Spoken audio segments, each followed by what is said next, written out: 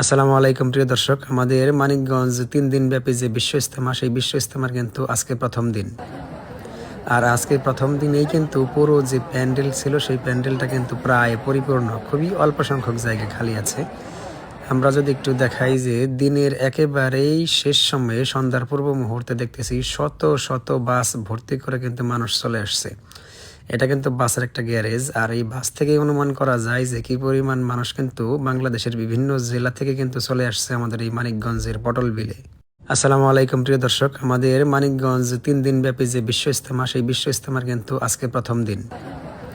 আর আজকে প্রথম দিনেই কিন্তু পুরো যে প্যান্ডেল ছিল, সেই প্যান্ডেলটা কিন্তু প্রায় পরিপূর্ণ, খুবই অল্প সংখ্যক জায়গা খালি আছে। আমরা যদি একটু দেখাই যে দিনের একেবারেই শেষ সময়ে সন্ধ্যার পূর্ব মুহূর্তে দেখতেছি শত শত বাস ভর্তি করে কিন্তু মানুষ চলে আসছে। এটা কিন্তু বাসের একটা গ্যারেজ, আর এই বাস থেকেই অনুমান করা যায় যে কি পরিমাণ মানুষ কিন্তু বাংলাদেশের বিভিন্ন জেলা থেকে কিন্তু চলে আসছে আমাদের এই মানিকগঞ্জের পটল বিলে।